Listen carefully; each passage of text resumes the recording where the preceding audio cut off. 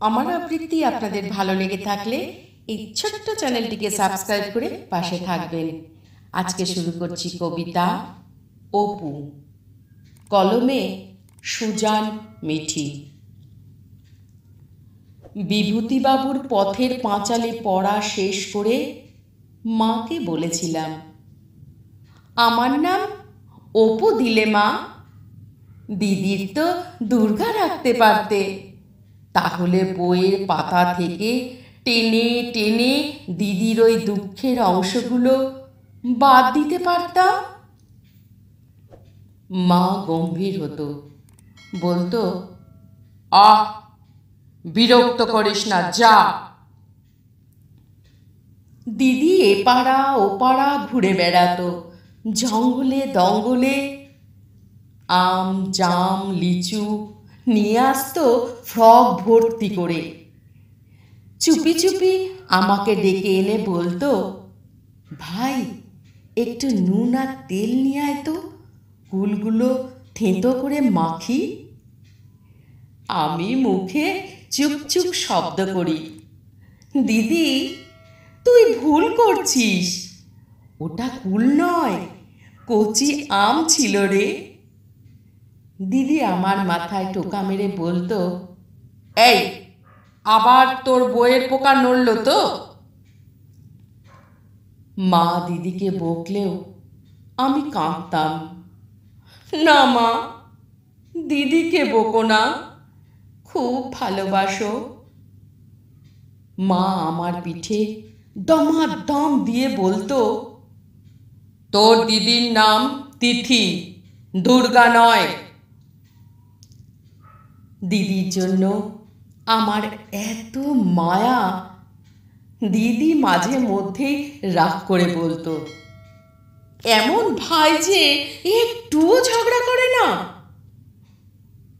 আমি দিদির কানের কাছে মুখ এনে বলতাম, কাল রেল লাইন দেখতে যাব, যাবি?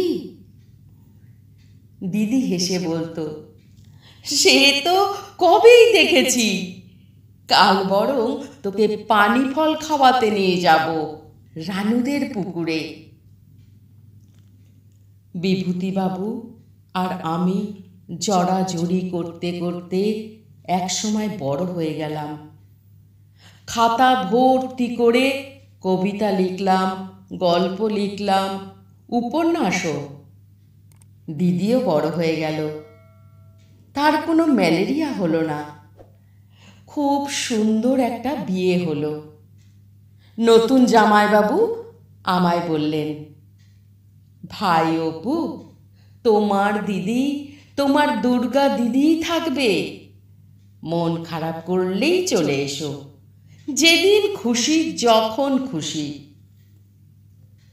দিদির নয়, আমার হলো।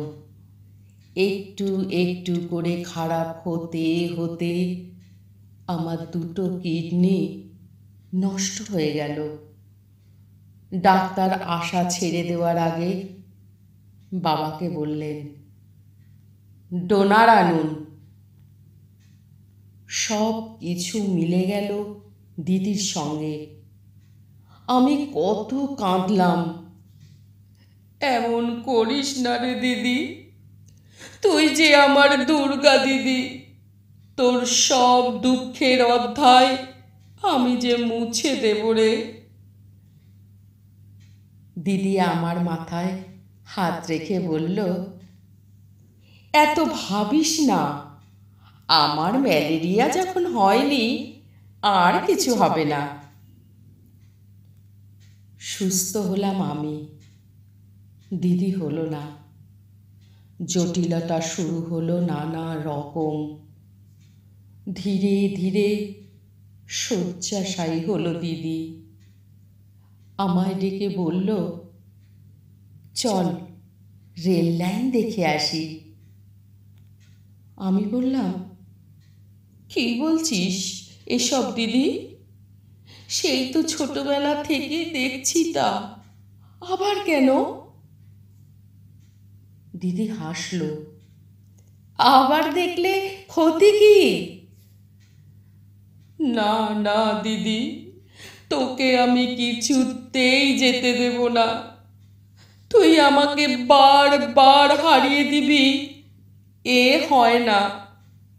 তাছাড়া তুই তো দুর্গা নোস দিদি, তুই তো তিথি। শেষে সে তিথি সত্যি এলো খুব তাড়াতাড়ি।